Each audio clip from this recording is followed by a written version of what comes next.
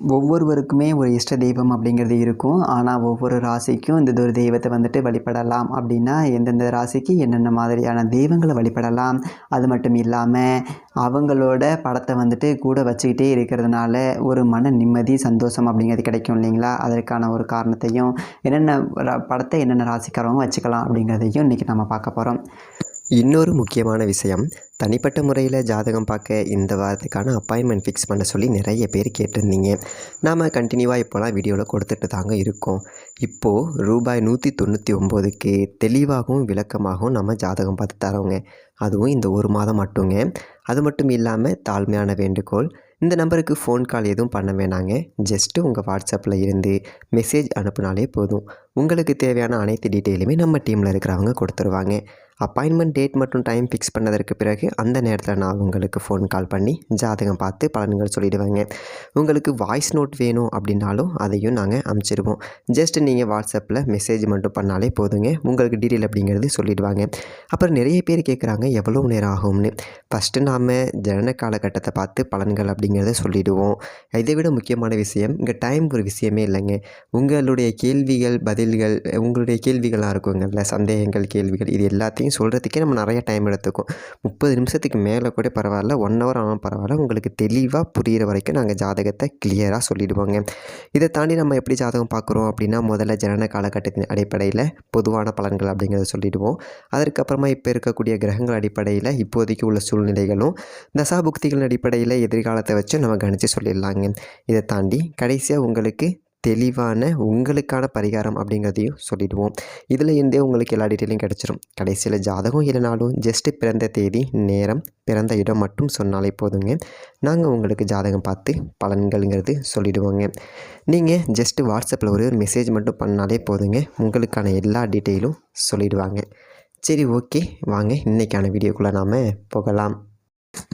அதாவது எத்தனையோ பேர் வந்துட்டு இருந்தாலும் கூட சில பேரோட நாம் இருக்கக்கூடிய அந்த படத்தை பார்க்கும்போது ஒரு இனம் புரியாத ஒரு மன சந்தோஷம் வருவதற்கு காரணம் நம்ம நல்லா இருக்கணும் அப்படின்னு நினைக்கிறவங்களாக இருப்பாங்க. அந்த ஒரு ஆள் நம்ம வளரணும், நம்ம வாழ்க்கையில் மென்மேலும் அடுத்தது ஒரு படிக்க போகணும் அப்படின்னு நினைக்கிறவங்கள பார்த்தாலே நமக்கு ஒரு சந்தோஷம் அப்படிங்கிறது இருக்கும் இல்லைங்களா? அந்த ஒரு அடிப்படையில் 12 ராசிக்காரர்களுக்குமே குலதெய்வம் அப்படிங்கிறது இருக்குது. அதுக்கப்புறமா அவர்களுடைய இஷ்ட தெய்வம் அப்படிங்கிறது இருக்குது. அப்போ இஷ்ட தெய்வம் அப்படிங்கிறது நம்ம விரும்பி போகிறது, அந்த தெய்வம் எனக்கு ஏதாவது பண்ணணும் அப்படின்னு சொல்லிட்டு. குலதெய்வம் அப்படிங்கிறது விரும்பினாலும் விரும்பாவிட்டாலும் நம்ம கூடவே இருந்து நம்மளை வழிநடத்தி கொண்டு போகக்கூடியது, சரிங்களா? அப்போது நம்ம விரும்புகிறது, நம்மளை வழிநடத்துறதுங்கிறத தாண்டி நமக்கு அனுகூலம் பண்ணக்கூடியவங்க ஒருத்தவங்க இருப்பாங்கல்ல, நமக்கு அனுகூல தெய்வம்னு ஒன்று இருக்கும் பார்த்தீங்களா? அந்த ஒரு அடிப்படையில் மேசம் ராசியில் இருந்து மீனம் ராசி வரைக்கும் 12 ராசிகளுக்கும் உங்களுடைய வாழ்க்கையில் செல்வம், புகழ், கீர்த்தி இருக்கிற நிலையில் இருந்து அப்படியே உயர்வு பெறுவது. நீங்கள் எந்த ஒரு ஊருக்கு போனாலும், எந்த ஒரு நாட்டுக்கு போனாலும், எப்பேற்பட்ட ஒரு பிரச்சனையில் சிக்கியிருந்தாலும் அதை பார்த்த உடனேயே உங்கள் மனசில் ஒரு சந்தோஷமும், உங்களுக்கு ஒருத்தர் இருக்கிறார் அப்படிங்கிற ஒரு தன்னம்பிக்கையும் கொடுக்கக்கூடிய அனுகூல தெய்வங்கள் அப்படின்னு நிறைய நம்ம முன்னோர்கள் சொல்லியிருக்காங்க. அதில் சித்தர்கள் தான் நிறைய மூல நூல்களில் அந்த 5ஆம் இடம் அப்படின்னு சொல்லக்கூடிய ஒரு ஸ்தானம், ஜோதிட பாவகத்திலே 12 பாவகத்திலே 5ஆம் இடத்து காரக கிரகம் எதுவோ, அந்த 5ஆம் இடத்தை காரக கிரகத்தினுடைய ஒரு ஆதிக்க தெய்வம் எதுவோ அதை பிடித்து அந்ததொரு தேவதை உங்களை பிடித்து வழிபாடு செய்ய வாழ்க்கையில் அனைத்துமே 16 வகையான செல்வங்களுமே கிடைக்கும் அப்படின்னு சொல்லிட்டு முன்னோர்கள் சொல்லியிருக்காங்க. இப்போது கடகராசிக்காரர்களை வந்துட்டு செல்வ பலம் பெறுவதற்கு எந்ததொரு சாமி படங்களை வந்துட்டு வீட்டில் வச்சு வழிபடலாம், என்ன மாதிரி வழிபடலாம்? அதாவது கடகராசி சந்திர பகவானை அம்சமாக பெற்றவர்கள். நீங்கள் செல்வ வளம்னு கேட்கும்போதே ஒரு விதத்தில் எங்கேயா செல்வம் வருது, போய்கிட்டே இருக்குது அப்படின்னு சொல்லுவாங்க. என்ன காரணம் அப்படின்னா, அது வந்துக்கு பேர் வந்து சரராசின்னு பேர். சரம்னா நிலை இல்லாதது, செல்வமே நிலை இல்லாதது தான். இருந்தாலும் கடகராசிக்காரர்களுக்கு தொடர்ச்சியாக அந்த அஷ்டம சனி, அந்த சனி பகவானுடைய ஒரு ஆதிக்கம், இதெல்லாம் வந்துட்டு ரொம்ப பாதிப்பாக இருந்ததுனால நிறைய காரியங்களில் ஃபெயிலியர் தடைகள்லாம் இருந்திருக்கும். ஸோ அப்போ நம்ம வந்துட்டு ஒரு தெய்வத்தை நோக்கி போகிறோம். இவங்க ராசியாதிபதி சந்திரனாக இருக்கிறதுனால உங்களுக்கு அம்பாள் மேலே ரொம்ப ரொம்ப ரொம்ப ரொம்ப ஈடுபாடு வரும். அதுதான் புலிப்பாணி ஐயா சொல்கிறாரு, ஆதித்தன் தட் மீன்ஸ் புலிப்பாணி சித்தர் அவங்க என்ன சொல்கிறாங்க அப்படின்னா, அதை நம்ம கிளியராக பார்க்கணும். ஒரு முக்கியமான ஒரு வார்த்தையாகவும் அது இருக்குது. ஆதித்தன் 5இல் இருக்க மதிதான் பார்க்க பாரிப்பான் சக்தி தேவி அந்த மாதிரி புரியுதுங்களா. அதாவது மதின்னு சொல்லக்கூடிய சந்திரன் 5ஆம் இடத்துல ஆதிக்கமாக வர்றதுனால சக்தி தேவியின் மேலே அது எந்த அம்பாள் மேலே வேணாலும் இவர்களுக்கு அதீத பலன் ஒரு அதீதமான ஒரு விருப்பம் வரும். ஆனாலும் நீங்கள் சொன்ன மாதிரி சில பேரோட நம்ம இருக்கும்போது சில பேரோட இருக்கக்கூடிய படத்தை பார்க்கும்போது அவ்வளோ ஒரு சந்தோஷமாக இருக்கும். கூட வந்துட்டு எனக்கு ஒரு ஆள் இருக்குது, இவங்க நான் நல்லா இருக்குன்னு நினப்பாங்க அப்படின்னு சொல்லிட்டு ஒரு எண்ணம் வரும். அப்படி கடகராசிக்காரர்களுக்கு ஒரு சுவாமி படம் அவங்க பாக்கெட்லேயோ இல்லை அவங்க வீட்டு பூஜை அறையிலையோ அல்லது எங்கேயாவது அந்த படத்தை வந்துட்டு பார்த்துட்டாங்க அப்படின்னாலே ஏதோ ஒரு 100 பேர் அவங்களுக்கு பின்னாடி இருக்கிற மாதிரி ஒரு மன சந்தோஷம் அப்படிங்கிறது கிடைக்கும். தன்னை எதையாவது ஒரு உருகிடுவாங்க மனசில். அவ்வளோ ஒரு அதை பார்த்தாலே அவங்களுக்கு மனக்கவலை எல்லாம் போயிடும். ஏன்னா கடகராசி சந்திரனை அம்சமாக கொண்டதுனால செல்வத்தினாலேயே மனக்கவலை அதிகமாக வரும். காசு இந்த பிரச்சனை எப்படி சரி பண்ண போகிறோம், இந்த குடும்பத்துக்கு என்ன செய்ய போகிறோம் அப்படிங்கிற ஒரு பணத்தை பற்றியே ஒரு தேவையும் பயமும் அச்சமும் அவர்களிடத்தில் இருந்துக்கிட்டே இருக்கும். அது நீங்கிறதுக்கு ஒருத்தர் இருக்கிறாரு.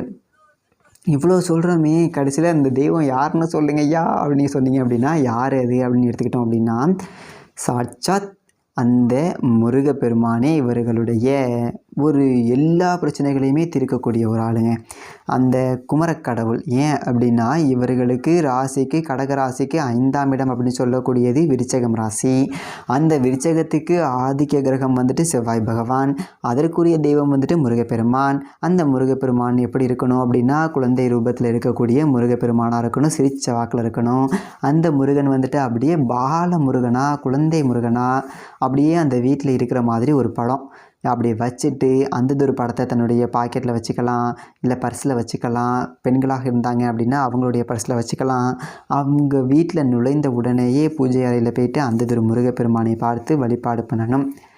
ஒவ்வொரு செவ்வாய்க்கிழமையும் அந்த குழந்தை முருகனுக்கு மிகவும் பிடித்த பஞ்சாமிர்தத்தை வைத்து வழிபாடு பண்ணணும். வீட்டிலே பஞ்சாமிர்தம் தயார் பண்ணலாம். ஒரு வாழைப்பழம், கற்கண்டு, சர்க்கரை, தேன், பால் இருந்தால் போதுங்களே, அன்னைக்கு ஒரு பஞ்சாமிர்தம் தயார். சரிங்களா. இதற்காக நான் பழனி தான் போயிட்டு பஞ்சாமிர்தம் வாங்கணும் அப்படின்னு ஒரு சூழ்நிலை இல்லாதவர்களுக்கு வீட்டிலையே தயார் பண்ணிவிட்டு நல்லதொரு மண்ணிலேயே செய்த அந்த தட்டு இருக்கும் பார்த்தீங்களா, மண்பானை செய்தல தட்டு, அதில் பஞ்சாமிர்தத்தை வைத்து முருகப்பெருமானுக்கு படைத்து அந்த குழந்தை முருகனை வழிபட்டு வர வர வர சரவண பவ சொல்லி வர வர வர வர உங்கள் கூடவே அந்த கொஞ்சம் குமரன் அந்த குமரக்கடவுள் கூடவே வந்துடுவார். சரிங்களா. ரொம்ப பெரிய சந்தோஷம் அப்படிங்கிறது கிடைக்கும். மன அழுத்தம் நீங்கும். ஏதோ தாம் பிள்ளை தன்னை பார்க்காத ஒரு குறைய முருகப்பெருமான் உங்களுடைய பிள்ளையாக இருந்து உங்களை காப்பாற்றுவார். அதுதான் கடகராசிக்கு சிறப்பு.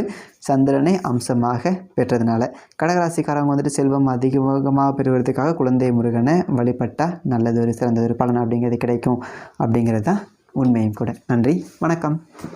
அது மட்டும் இல்லாமல் தனிப்பட்ட முறையில் ஜாதகம் பார்க்கணும் அப்படின்னு நினைக்கிறவங்க கீழே இருக்கிற வாட்ஸ்அப் நம்பருக்கு கான்டாக்ட் பண்ணுங்கள்.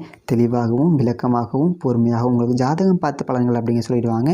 இப்போ தான் நீங்கள் நம்ம சேனலை ஃபஸ்ட் டைம் பார்க்குறீங்கன்னா சப்ஸ்கிரைப் பண்ணிக்கோங்க. வீடியோ பற்றின கருத்துக்களை கீழே இருக்க கமெண்ட் பாக்ஸில் பதிவு பண்ணுங்கள். இதே மாதிரி இன்னும் நல்ல வீடியோவில் பார்ப்போம். நன்றி, வணக்கம்.